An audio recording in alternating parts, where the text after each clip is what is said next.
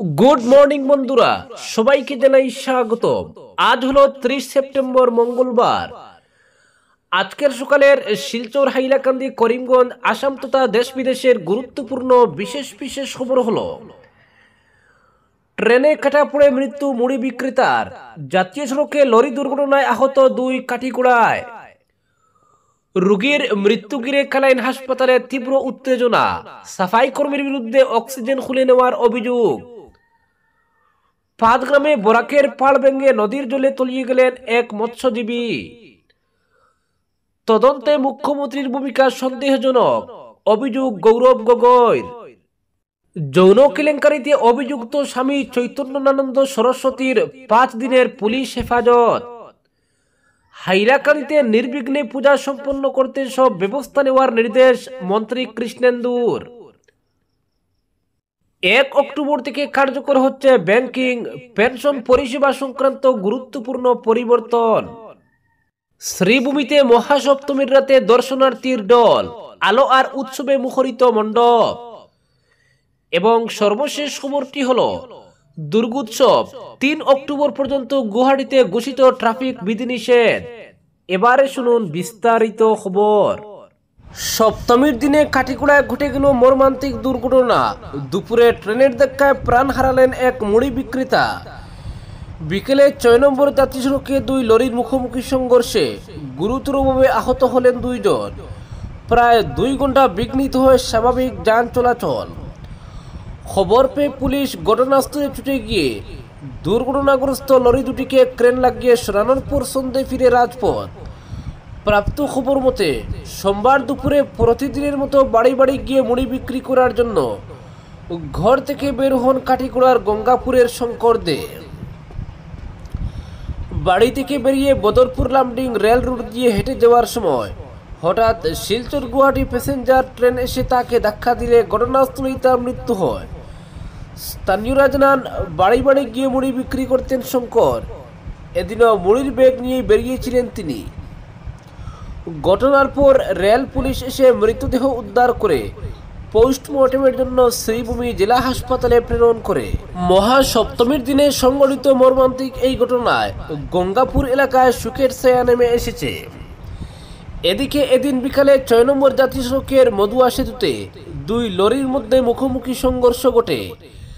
কালাইনের দিক থেকে বদরপুরগামী পাথর বোঝাই এক ডাম্পার এবং বদরপুরের দিক থেকে কালাইনগামী এক 12 চাকার লরির মধ্যে সংঘটিত হয় এই ঘটনা। এতে 2টি লরির চালকের আসনের অংশটা মারাত্মকভাবে ক্ষতিগ্রস্ত হয়, ফলে 2 জন চালক গুরুতরভাবে আহত হন। দুর্ঘটনার পর সঙ্গে সঙ্গে আহতদের উদ্ধার করে কালাইন হাসপাতালে পাঠান স্থানীয়রা, কিন্তু আহতদের অবস্থা সংকটজনক থাকায় প্রাথমিক চিকিৎসার পর তাদের শিলচর মেডিকেল কলেজ হাসপাতালে পাঠানো হয়। এই দুর্ঘটনার পর জাতীয় সড়ক দিয়ে স্বাভাবিক যান চলাচল বিঘ্নিত হয়। খবর পেয়ে ঘটনাস্থলে ছুটে যায় কাটিগড়া পুলিশ। ক্রেন লাগিয়ে 2টি লরিকে সরানোর পর স্বাভাবিক হয়ে যান চলাচল। স্থানীয় সূত্র বলছে, এই দুর্ঘটনার পর প্রায় 2 ঘন্টা জাতীয় সড়কের স্বাভাবিক যান চলাচল বিঘ্নিত ছিল। পরবর্তী খবর, চিকিৎসাধীন অসুস্থ এক মহিলার মৃত্যুকে কেন্দ্র করে দেখা দিল উত্তেজনা। প্রায় 1.5 ঘন্টা পর পুলিশ এবং স্থানীয় বিশিষ্টদের হস্তক্ষেপে নিয়ন্ত্রণে আসে পরিস্থিতি। রোগীর মৃত্যুকে কেন্দ্র করে সোমবার সকালে কালাইন হাসপাতালে সংঘটিত হয় এই ঘটনা। হাসপাতালের এক সাফাই কর্মী অক্সিজেন খুলে নেওয়ার ফলে রোগীর মৃত্যু হয় বলে অভিযোগ। প্রাপ্ত খবর মতে এদিন সকালে বৈরবপুরের এক মহিলা হঠাৎ অসুস্থ হয়ে পড়লে পরিবারের লোকজন সঙ্গে সঙ্গে তাকে কালাইন হাসপাতালে নিয়ে যান। কর্তব্যরত চিকিৎসক ওই মহিলার প্রাথমিক চিকিৎসার পর অবস্থা সংকটজনক থাকায় অক্সিজেনও লাগানো হয়। পাশাপাশি ওই মহিলাকে দ্রুত শিলচর মেডিকেল কলেজ হাসপাতালে নিয়ে যাওয়ার পরামর্শ দেওয়া হয়। এ পর্যন্ত সবকিছু ঠিকঠাক থাকলেও বিপত্তি ঘটে অক্সিজেন খোলার পর রোগীর নিকটাত্মীয়দের অভিযোগ, কর্তব্যরত চিকিৎসক ওই রোগীকে শিলচর মেডিকেল কলেজের হাসপাতালে নিয়ে যাওয়ার পরামর্শ দেওয়ার পর হাসপাতালের এক সাফাই কর্মী নাকি রোগীর অক্সিজেন খুলে নেন, আর অক্সিজেন খুলে রোগীকে অ্যাম্বুলেন্সে তুলতে গিয়ে যাওয়ার সময় ওই মহিলার মৃত্যু হয়। নিহত মহিলার নিকটাত্মীয়ের অভিযোগ অন্তত এমনটাই। সূত্র বলছে, মহিলার মৃত্যুর পর এমন অভিযোগ উত্থাপন করে ক্ষোভে ফেটে পড়েন রোগীর নিকটাত্মীয়রা। দেখা দে উত্তেজনা, অ্যাম্বুলেন্সে তোলার আগে অক্সিজেন খুলে নেওয়ার ফলে রোগীর মৃত্যু হয়েছে বলে হইচই শুরু করে দেন নিকটাত্মীয়রা। এক সময় ক্ষুব্ধ লোকজন চিকিৎসা কর্মীদের দিকেও তেড়ে যান, কিছুটা টেরাধাক্কা করা হয় বলে খবর। সূত্র জানায়, অবস্থা বেগতিক দেখে এক সময় খবর পাঠানো হয় কালাইন থানায়। খবর পেয়ে দ্রুত হাসপাতালে ছুটে আসে পুলিশ। স্থানীয় কয়েকজন বিশিষ্ট লোক হাসপাতালে পৌঁছান। সবার সম্মিলিত প্রচেষ্টায় নিহত রোগীর নিকটাত্মীয়দের সঙ্গে আলোচনা করে পরিস্থিতি শান্ত করা হয়। কে বা কাদের অবহেলায় এই ঘটনা সংঘটিত হয়েছে তা খতিয়ে দেখার আশ্বাসও দেওয়া হয়। আলোচনার মাধ্যমে পরিস্থিতি শান্ত হওয়ার পর মৃতদেহ বাড়িতে নিয়ে যান নিকটাত্মীয়রা। পরবর্তী খবরটি হল, পাটগ্রামে বরাকের পাড় ভেঙে নদীর জলে তলিয়ে গেলেন এক মৎস্যজীবী। মহাসপ্তমীর সকালে অঘটন, নদীর পাড় ভেঙে বরাক নদীতে নিখোঁজ এক মৎস্যজীবী, উদ্ধার অভিযান অব্যাহত। উৎসবমুখর পরিবেশে সপ্তমীর ভোরে অপ্রত্যাশিত এই ঘটনাটি সংঘটিত হয়েছে পাটগ্রাম থানা এলাকার সন্তোষনগর কলোনিতে। জানা গেছে, বছর 45-এর বাবুল দাস সকালে ঘুম থেকে উঠে দেখতে পান বরাক নদীর ভাঙ্গন শুরু হয়েছে। নদীর তীরে বেঁধে রাখা নৌকা সরাতে গিয়ে ঘটে যায় বিপত্তি। নদীর পাড় ভেঙে মাটির সঙ্গে নদীর জলে তলিয়ে যান বাবুল। আশেপাশে থাকা লোকজন চিৎকার চেঁচামেচি শুরু করলে স্থানীয় মানুষ এসে মাটির নিচ থেকে ভাঙ্গা নৌকা উদ্ধার করলেও বাবুলকে খুঁজে পাননি। খবর দেওয়া হয় পুলিশে। পুলিশ ও এসডিআরএফ দল এসে বরাক নদীতে শুরু হয় তল্লাশি অভিযান। সারাদিন অভিযান চালালেও নিখোঁজ বাবুলের দেহ উদ্ধার হয়নি। উৎসবের আমেজে এই ঘটনায় শোকের ছায়া নেমে এসেছে এলাকায়। পরবর্তী খবর, তদন্তে মুখ্যমন্ত্রীর ভূমিকা সন্দেহজনক, অভিযোগ গৌরব গগৈ। কিংবদন্তি জুবিন গর্গের মৃত্যুর 10 দিন পেরিয়ে গেলেও রাজ্য সরকার এখনো গ্রেফতার করেনি অভিযুক্তদের। এতে রাজ্য সরকারের ভূমিকার বিরুদ্ধে খুব তীব্র আকার ধারণ করছে। বিভিন্ন সংগঠনের পাশাপাশি এবার রাজনৈতিক সুরও চড়তে শুরু করেছে রাজ্য সরকারের বিরুদ্ধে। মুখ্যমন্ত্রী ডক্টর হিমন্ত বিশ্ব শর্মার ভূমিকার তীব্র সমালোচনা করেছেন আসাম প্রদেশ কংগ্রেসের সভাপতি যোরহাটের সাংসদ গৌরব গগৈ। সোমবার জুবিন গর্গ মৃত্যুর মামলাটির তদন্ত নিয়ে রাজ্য সরকারকে বিঁধেছেন গৌরব গগৈ। এসআইটি এবং সিআইটির তদন্ত নিয়ে প্রশ্ন তুলে গৌরব গগৈ বলেছেন, মুখ্যমন্ত্রী ডক্টর হিমন্ত বিশ্ব শর্মার ভূমিকা অত্যন্ত সন্দেহজনক। ঘটনার শুরু থেকে এখন পর্যন্ত আমরা জানতে পারিনি জুবিন গর্গের ম্যানেজার কোথায়, প্রধান ইভেন্ট অর্গানাইজার কোথায়। জুবিন গর্গের মৃত্যুর আগে শেষ কয়েক ঘন্টা সম্পর্কে ওই দুই ব্যক্তির কাছে যাবতীয় তথ্য রয়েছে। মূল অভিযুক্তদের গ্রেফতার করে আইনের আওতায় এনে জিজ্ঞাসাবাদ না করে পুলিশ অন্যদের জেরা করছে। যারা এজাহার দায়ের করেছেন তাদের জেরা করা হচ্ছে। গৌরব গগৈ এমন এক সময় এসব প্রশ্ন ছুড়ে দিয়েছেন যখন জুবিন গর্গের মৃত্যুর ন্যায় বিচারের দাবিতে এবং মূল অভিযুক্তদের গ্রেফতারের দাবিতে রাজ্য সরকারের উপর প্রবল চাপ সৃষ্টি করা হচ্ছে রাজ্যের সর্বত্র। সারা রাজ্যে জুবিন গর্গের মৃত্যুর ন্যায় বিচারের দাবিতে তীব্র আওয়াজ উঠেছে। পরবর্তী খবর, ব্যাংক, পেনশন, ট্রেন যাত্রী ও ডাক পরিষেবা ব্যবহারকারীরা 1 অক্টোবর থেকে কার্যকর হওয়া বেশ কিছু ব্যাংকিং ও পরিষেবা সম্পর্কিত পরিবর্তনের দ্বারা প্রভাবিত হবেন। আরবিআই চেক ক্লিয়ারিং, ভারতীয় reserve bank cheque processing based clearing থেকে একটি ধারাবাহিক ক্লিয়ারিং পদ্ধতিতে ট্রান্সফার করবে। নতুন ব্যবহৃত দুটি পর্যায়ে চালু করা হবে। প্রথমটি 4 অক্টোবর 2025 থেকে শুরু হবে এবং দ্বিতীয়টি 3 জানুয়ারি 2026 থেকে শুরু হবে। রেলওয়ে টিকিটিং নিয়ম, Indian railway catering and tourism কর্পোরেশনের ওয়েবসাইট এবং মোবাইল অ্যাপের মাধ্যমে অনলাইনে সাধারণ টিকিট কেনার জন্য নতুন নির্দেশিকা কার্যকর করা হবে। টিকিট রিজার্ভেশন সিস্টেমের অপব্যবহার রোধ করার লক্ষ্যে 1 অক্টোবর থেকে আধার প্রমাণিত ব্যবহারকারীদের জন্য আপডেট করা বুকিং নীতি কার্যকর করা হবে। ইন্ডিয়া পোস্ট স্পিড পোস্ট পরিষেবা 1 অক্টোবর থেকে কার্যকর হয়ে ইন্ডিয়া পোস্ট তার স্পিড পোস্টের হার আপডেট করেছে। এখন চার্জের উপর আলাদাভাবে জিএসটি দেখানো হবে। এবং অতিরিক্ত সুরক্ষার জন্য গ্রাহকরা ওটিপি ভিত্তিক ডেলিভারি বেছে নিতে পারবেন।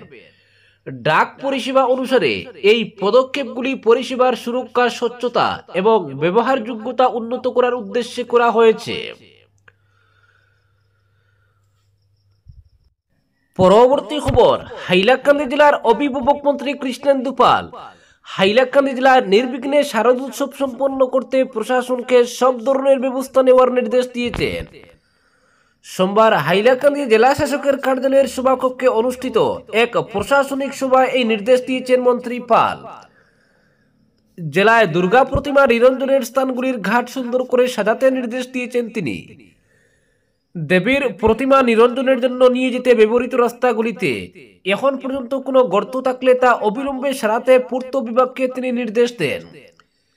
এছাড়া শহরে যানজট এড়াতে একমুখী ঘোষিত রাস্তাগুলিতে যাতে কেউ বিপরীত দিক থেকে প্রবেশ করতে না পারে তা কঠোরভাবে নজরদারি রাখতে পুলিশ প্রশাসনকে নির্দেশ দিয়েছেন। শহরে দেবী প্রতিমা নিরঞ্জনের কাজটি সম্পন্ন করতে তিনি পৌরসভাকে দায়িত্ব দিয়েছেন। পরবর্তী খবর, যৌন কেলেঙ্কারিতে অভিযুক্ত স্বঘোষিত বাবা স্বামী চৈতন্যানন্দ সরস্বতীকে 5 দিনের পুলিশ হেফাজতে পাঠিয়েছে পাটিয়ালা হাউস কোর্ট। সোমবার সকালে চৈতন্যানন্দকে নিয়ে যাওয়া হয়েছে শ্রী সারদা ইনস্টিটিউটে, যে ঘরে তিনি ছাত্রীদের ডেকে পাঠাতেন, সেখানেই তাকে জিজ্ঞাসাবাদ চলছে। জানা গিয়েছে 2009 সালে প্রথম ফৌজদারি মামলা হয়েছিল চৈতন্যানন্দ ওরফে পার্থ সারথীর বিরুদ্ধে। সেবার তার বিরুদ্ধে তহবিল তছরূপ এবং প্রতারণার অভিযোগ উঠেছিল।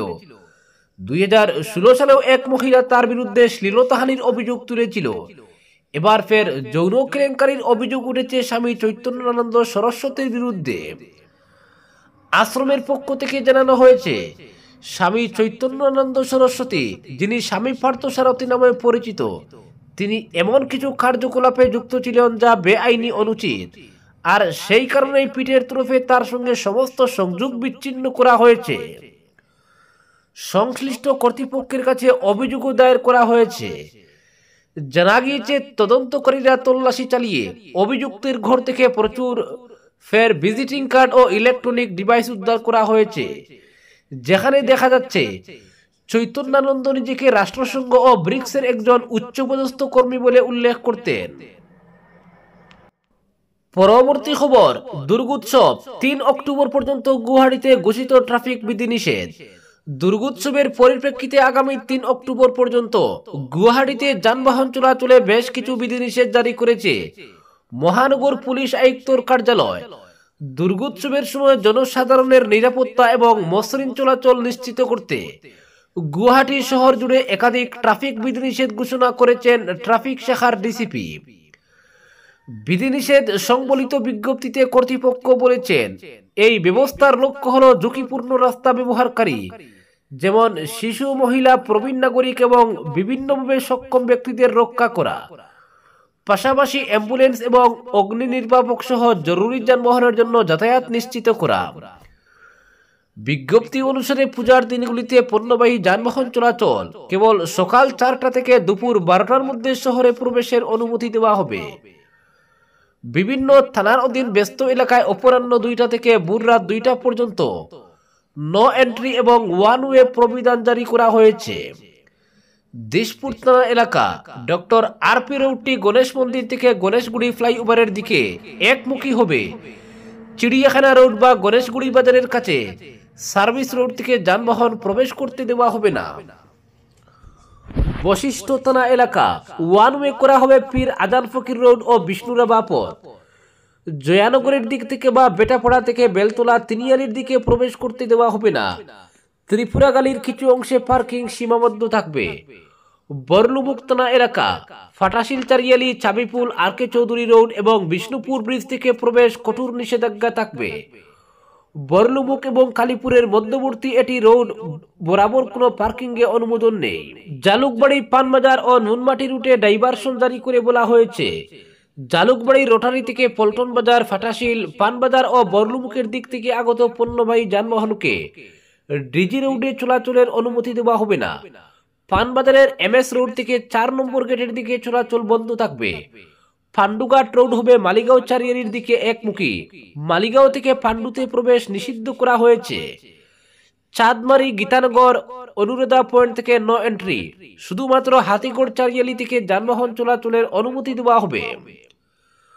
নুনমাটিতে বন্দনা পয়েন্ট থেকে এসবিআই গলি হয়ে রিফাইনারি গেট পর্যন্ত যান চলাচল বন্ধ থাকবে। লতাশিলে হাইকোর্ট ইস্ট পয়েন্ট এবং লতাশিল চারিয়ালির মধ্যে এফসি রুট বন্ধ থাকবে। সিটি বাসের রুটও পরিবর্তন করা হয়েছে। বশিষ্ঠ থেকে দারাপুর, আদাবাড়ি, লালগণেশ, পাঞ্জাবাড়ি, দারাপুর এবং হাতিগাঁও ও দারাপুরের মধ্যে চলাচলকারী সিটি বাসগুলি জিএস রোড, গণেশগুড়ি, চাঁদমারি, এমজি রোড ও অন্যান্য বিকল্প প্রসারিত রাস্তায় ঘুরিয়ে দেওয়া রুট অনুসরণ করবে। নিম্ন আসাম থেকে আন্তঃজেলা বাসগুলিকে জালুকবাড়ি দিয়ে শহরে প্রবেশ করতে না দিয়ে আইএসপিটিতে ঘুরিয়ে দেওয়া হবে। যাত্রীদের নতুন ব্যবস্থায় সহযোগিতা করতে এবং উৎসবকালীন সময় তাদের ভ্রমণের পরিকল্পনা করার আহ্বান জানিয়েছে গুয়াহাটি ট্রাফিক পুলিশ। আজকের বিশেষ সংবাদ এখানেই সমাপ্ত।